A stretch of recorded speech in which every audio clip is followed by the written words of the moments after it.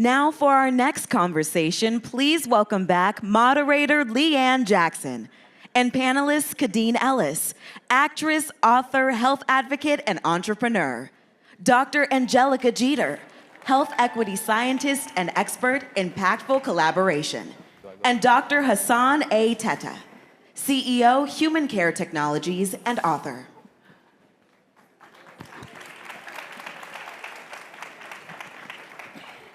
Wow, what an impactful and important conversation we just had about DEI. And this panel is also going to talk about something that's really important to our community that's in the same space as DEI, which is health equity. That's an integral part of the struggles that we have as Black people. And I want to talk to each of you a little bit about what we can do to try to narrow the gap and try to bring our community where they should be in terms of health disparities. I am excited to be joined by Kadeen Ellis, actress, author, New York Times bestselling author, Webby Award-winning podcaster and entrepreneur. We have Dr. Angelica Jeter, health equity scientist and a founder of Impactful Collaboration Consultancy, and also Dr. Hassan Teta, who is CEO of Human Care Technologies and author. We're going to talk a little bit about tech startup opportunities and in the health space, AI, a lot. We're going to have a wide-ranging conversation. But I want to start with a question to all of you about what are the biggest challenges in terms of the state of Black health right now, and what are the opportunities to try to raise the bar for that? Starting with me. Yes, let's start with you, Dr. Teta. Well, I think it's very appropriate, given the last panel, to put things in perspective, so I'll start there. So Hassan Teta, CEO of Human Care Technologies. I'm a thoracic surgeon, heart and lung transplant surgeon specifically. I spent the last 25 years in the Navy, just retired last year. When health is absent, wisdom cannot reveal itself. Art cannot manifest. Strength cannot fight. And intelligence becomes useless. Intelligence cannot be implied, and wealth becomes useless. So just think about that. Wealth becomes useless. So if any of you have been sick in your life, just raise your hand. Did anything else matter? No. So I think it's really important that this panel kind of focus on the importance of health, because it really sets the table for everything else. And I think when it comes to health in the Black community, it's particularly important because we already have such a drawback, so many drawbacks. And we heard about those. And there's a constant sort of attack on our progress. And health is fundamentally the basic thing that you need to be able to appreciate anything else. Art, wealth, intelligence, your wisdom, enjoying life. And I think that's what this conversation is going to be about. So, I know, Dr. Jeter, you're the former chief health officer for Atlanta, so you have information on this from a personal perspective. Can you all hear me? I'm sorry, Dr. Jeter. Can you hear me clearly? Yeah. Okay. So the reality of what's happening as it relates to the status of our health in the city and in this country, when you think about what's happening around AI technology, for example, if we aren't involved in the development of AI-driven healthcare tools and resources, then we will be left behind. And when I say left behind, we're talking about the health disparities that we've seen for decades in our community. The fact that Black women are 3 times more likely to die due to pregnancy-related causes, and we know that 80% of those deaths are preventable, according to the CDC. The fact that we know that 20% of our Black friends and family members have experienced a mental health crisis or are in need of mental health services, but 38% of us don't access those services. The fact that Black children, 20% of our Black children, are experiencing food insecurities. And we know that there is a need for us to address this because it impacts their health long term. There are a number of factors that place us at risk. Systemic factors, racism, discrimination, bias among providers, so on and so forth. And as it relates to AI technology, if we aren't a part of the design, development, and dissemination of these resources and tools, then the gap around health disparities will widen. Now, Kadeen, as a mom, these sorts of issues impact you directly, and Black women, Black men. But I'd like you to talk a little bit. You have 4 boys. I mean, you're a podcast. You're a multi-hyphenate. And what is your personal thoughts and experience in this area? Yeah, just to kind of piggyback. Let's get you the mic. Thank you, Leanne. Just to kind of piggyback on my good friend over here with the statistics that she gave, there was an 11-year analysis done that studied over 9 million hospital births, and it showed that Black women were 53% more likely to be at risk for death during or after childbirth due to a lot of socioeconomic disparities that exist within the healthcare system. I am thankfully one of those women who, after having 2 traumatic out of 4 births, 1 in the hospital and 1 at home, realized that I'm fortunate to be here to tell my story, because not every Black woman is. After my first son, I suffered a very severe internal laceration in my vaginal wall and almost bled out. And it required my husband to be the one to speak up for me, to be my voice, to advocate for me when I was in a position where I was crippled and I couldn't speak for myself. Then fast forward to my 4th son, who I had a successful home birth at home with a midwife who happened to be Black as well, and she loved on me and she empowered me to allow my body to do what it was supposed to do naturally. 9 days later, ended up with postpartum preeclampsia. I could have died. My blood pressure was 203 over 197, but she saw and she believed and she felt that something was wrong, and she's the one that encouraged me. So I say that to say, if we have more arenas and more resources to let us know these are the opportunities available to us. Like you said, we can't get left behind so that the gap widens anymore. Doing the research, being our own advocates, those are the most important parts of making it through successfully when it comes to healthcare in general, but particularly Black maternal health. And to your point, it's, yes. But to your point of your story, your experiences, it's not even just socioeconomic poverty. It's not poverty that causes these disparities, especially in maternal health. So how can we dig deeper? How can we advocate as a community, in business, as doctors, to try to change what's the outcomes?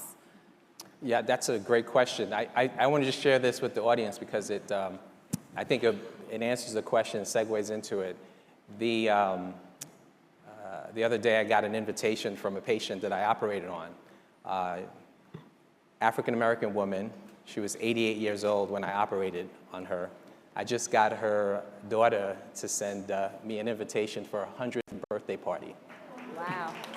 Yeah, so it touched my heart, literally and figuratively. But Leanne, to your point, I always talk about 3 E's, and I've been talking about this for years in my work as a heart surgeon. Empowerment, eating healthy, and exercise. But I think that first one of empowerment, we are at a time right now, and we spoke a little bit about that with AI, and certainly the other panelists that have come before us have spoken about that. We're on a precipice of 5 super forces converging at a time that has never happened before. We have immense superpower in computers. We have data, and we have AI, we have connectivity, we have massive investments, trillions of dollars literally going into this technology. And then the final super force is people. That's the most important super force, and we are the people that are empowered because we have these devices as well. The entrepreneurs in this room, we have the ability to mitigate exactly what happened to you because we have information and we have accessible information. We have to make sure it's good information and it has veracity and it has fidelity, but we have access to information that is inherently potentially very powerful. And like I said, the convergence of these super forces can enhance the ability for us to achieve health, not health care. Health care is different from health. Health is a completely different state of being. That's really what everyone is achieving. Our healthcare system is a business. Make no mistake about it. It's a business to maintain health sick care, not give you health. You don't go to the hospital and give them money and get health. Right. If you've done that, let me know where that hospital is. I'd like to go there. Sign me up. Right, exactly. So I think we have an opportunity. Yeah, and Dr. Jeter, I know you talk a lot about generative AI, both of you have. That's the buzzword these days. What is the opportunity? We have people who are looking for options, for opportunities, for entrepreneurship. What's out there in the healthcare space? Oh, there's so much. When I think about what's going on as it relates to AI healthcare, the AI healthcare industry, it's projected to be a $187 billion industry as AI develops. $187 billion. And the reality is that we have to think about what problems need the solutions to ensure that these resources are speaking to the needs that we have as it relates to our health. Again, if we aren't in the room, then we get left behind because these products aren't created with us in mind. And so when you think about a couple of key things, ensuring access, we all need access to the internet. We need access to the technology as it's developed. We need to ensure that people are actually using these products, which means they need to be customized to fit our needs and our lived experiences.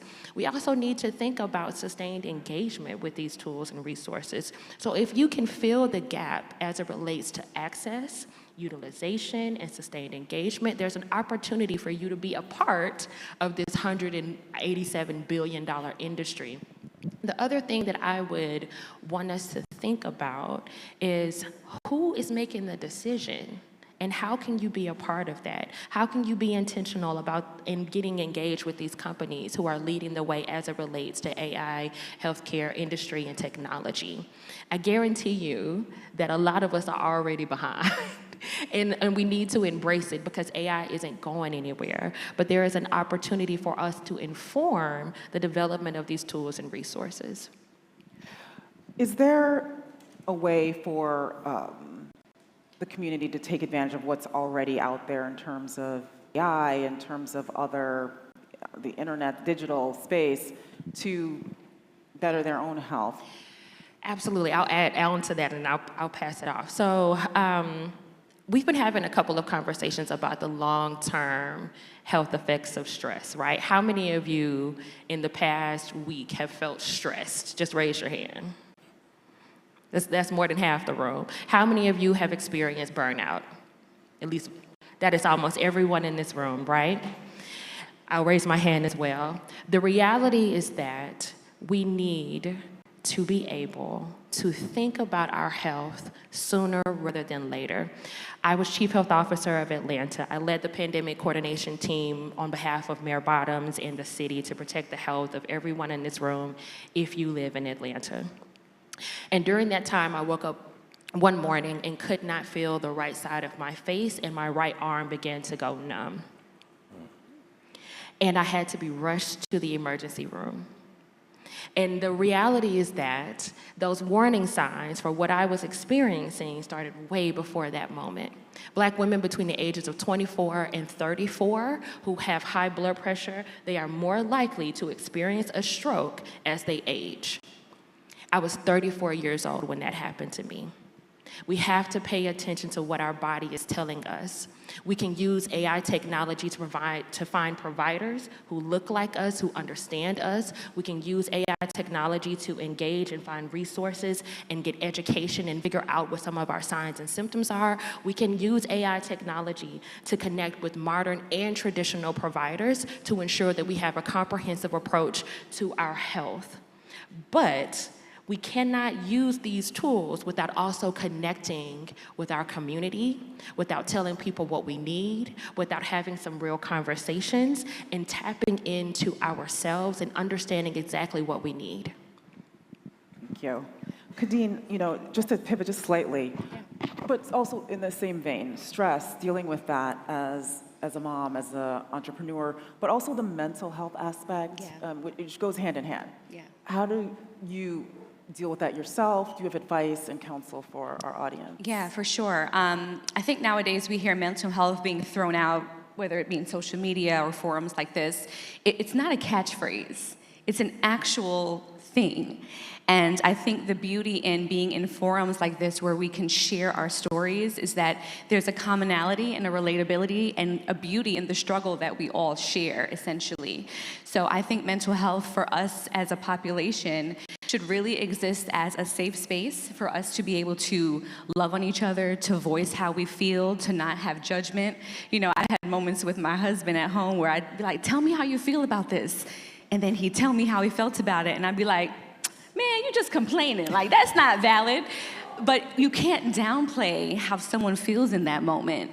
You have to say to yourself and say to that person, this is a safe space for you to voice how you feel, how you may not necessarily relate to it, but you don't judge it.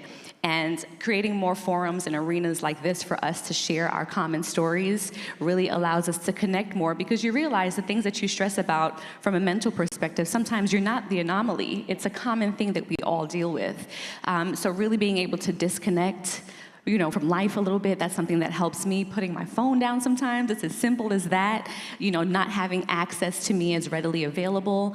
Those are the things that I practice on a semi-regular basis just to maintain that peace of mind that we all need. Do you feel like the stigma has lessened in terms of reaching out, if it's beyond like talking to a partner or someone you know? Absolutely. I think the stigma definitely has lifted a lot, at least within our community, because before we were just told to just keep pushing forward. You know, this Pray is just about the way, it. yeah. Or this is what we're supposed to do. Right. You know, you're supposed to just keep going. No days off, team no sleep. I'm team sleep.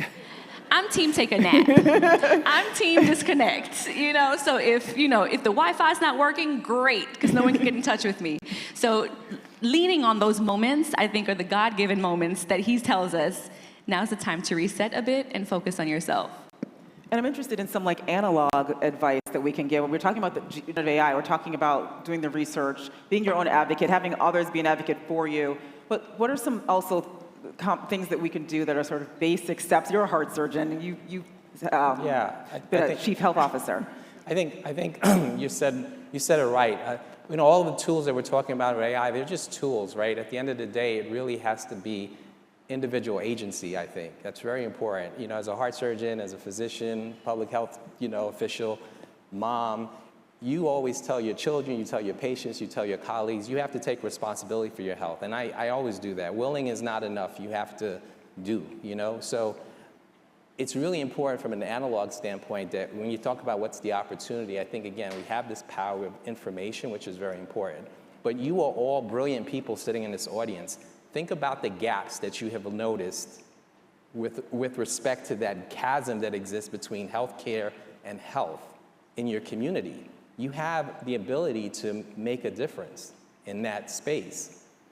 One of the things I've dedicated pretty much my whole career to is the art of human care, and talking about how, from an analog standpoint, the one-on-one, with the tools and technology, really taking care of humans in a way that does achieve health, not just health care and perpetuating a sick care kind of existence.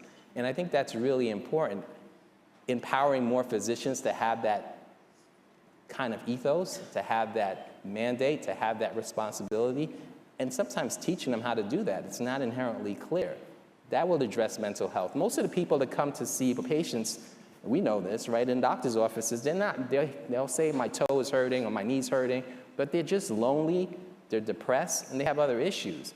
And in our fast-paced trying to see the patient rapidly turn them over, we don't have the time to connect with another individual. And that can address a lot of what's happening, at least to identify that there could be issues that you can point them to the right resources. At the end of the day, I always like to say, we are human beings and we are very inherently social individuals. And when it comes to healthcare, providing that connection, that ability to listen, to be empathetic, that's really powerful. And we, in the Black community, I think, have that. That's why I took on that 88-year-old patient. I think many of my colleagues, in fact, it was a cardiologist that told me, I don't think she's an operative candidate. I went in there and I met her, and I could tell in interacting with her, she's going to be a good case, she's going to be a good patient, And so we need that. And you have that power to do that. You don't have to be a doctor to help others achieve health. That's very important. business idea, how to teach doctors to have a better bedside manner, maybe. Consulting on that. Some doctors. Obviously, we have that here already. Dr. Jeter, final thoughts and takeaways for the audience. When I think about this conversation, I really love the fact that you shared that story because we know our life expectancy, specifically for Black people, is 5 to sometimes 8 years less than other groups in this country. And so thank you for your work on that and caring for that patient.